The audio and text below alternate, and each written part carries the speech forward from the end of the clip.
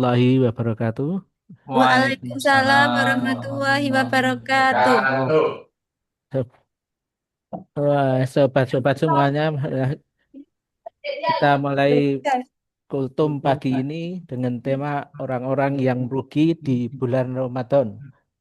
Yang salah satu topiknya kita keistimewaan Ramadan, makna merugi, golongan orang yang merugi. Bulan Ramadan adalah tamu yang senantiasa kita nantikan oleh umat Islam di seluruh dunia. Bulan ini penuh rahmat, ampunan, pembebasan dari api neraka, dan meningkatkan amal ibadah kita serta amal-amal yang lain. Namun banyak orang yang masih enggan untuk melaksanakan sehingga mendapatkan kerugian atau setelah menjalankan pun masih ada yang kita tidak mendapat apa-apa karena tidak lulus akan istilahnya madrasah di Ramadan ini.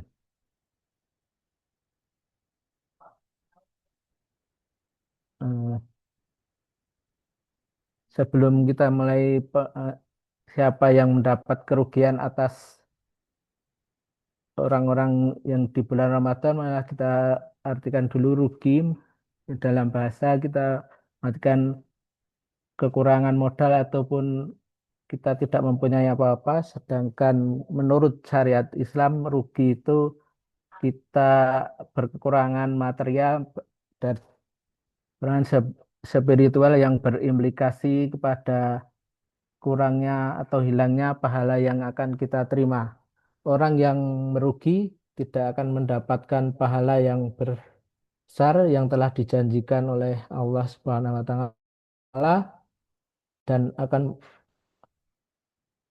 berubah amal kebaikannya menjadi berkurang serta tidak akan mendapatkan ampunan atas dosa-dosa yang telah kita lakukan. Rugi ini dalam surat Al-Quran termuat dalam salah satu surat yaitu surat Al-Asr yaitu yang berbunyi wal asri innal insana lafi khusrin illal ladzina amanu wa amilus solihati wa tawassaw bil haqqi wa tawassaw bis sabr. Yang artinya demi masa atau waktu sesungguhnya manusia itu benar-benar dalam kerugian kecuali orang-orang yang beriman dan mengerjakan amal soleh dan saling menasehati untuk kebenaran dan saling menasehati untuk kesabaran.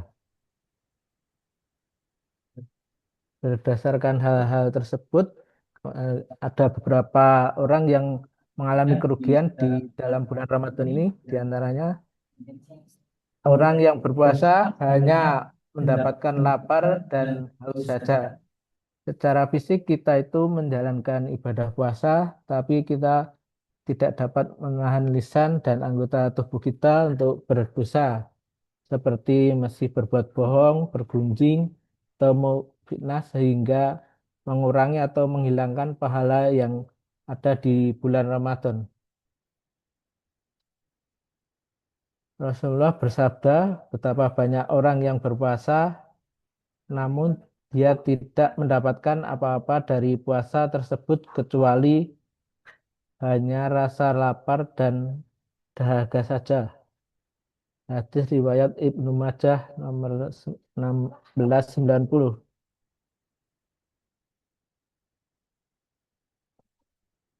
Yang kedua yaitu orang yang melewatkan Ramadan tanpa mendapatkan ampunan dari Allah Subhanahu wa taala, di mana Ramadan ini merupakan momen yang tepat untuk kita membersihkan dosa-dosa atau penghapusan dosa yang atau sering kita sebut untuk mencuci dosa kita sehingga kita kalau keluar dari Ramadan seperti tidak mempunyai dosa.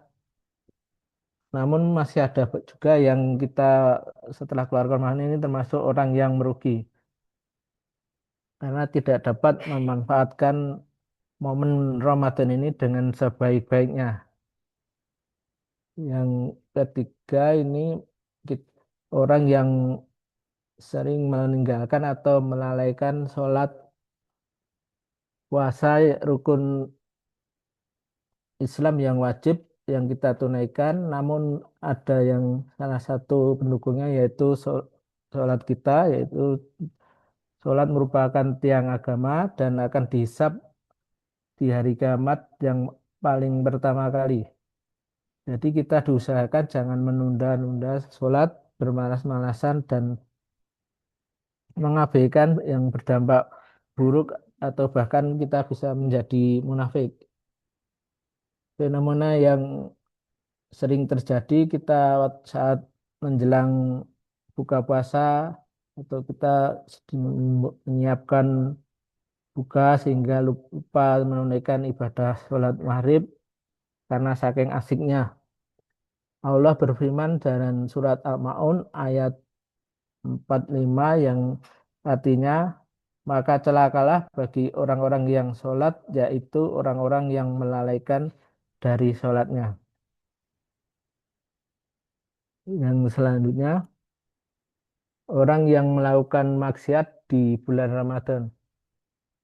Orang-orang yang melakukan maksiat ini seperti tidak mengindahkan atau memperoleh amal atau pahala yang kita rindukan di bulan Ramadan seperti masih melakukan judi, zina atau menipu, ghibah sehingga mereka yang telah melakukan tersebut akan mendapatkan kerugian. Orang yang melakukan maksiat ini akan mendapatkan akibat yang sangat berat yaitu dosanya akan dilipat gandakan. Walaupun dia melakukan puasa, puasanya akan sia-sia dan akan mendapat celaka atau dosanya sehingga terhalang untuk mendapatkan rahmat dari Allah Subhanahu wa taala.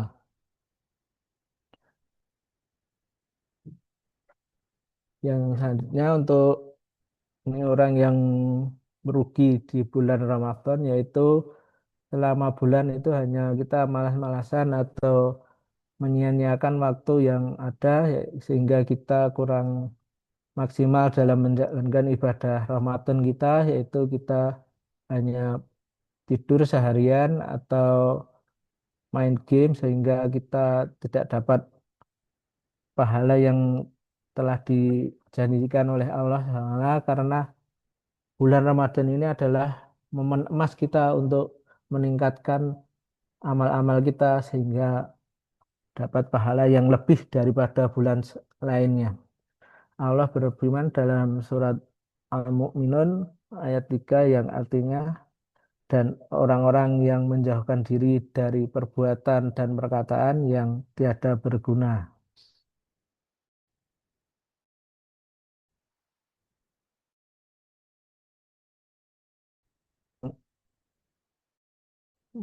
Merugi di bulan Ramadan adalah kita masih membicarakan atau menggibah sehingga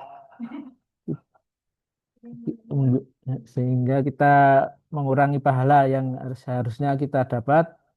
Kita berkata kotor juga meskipun secara hukum fikih hal tersebut tidak membatalkan wajah secara fisik, namun pahala yang kita dapatkan akan gugur bahkan puasa kita menjadi sia-sia.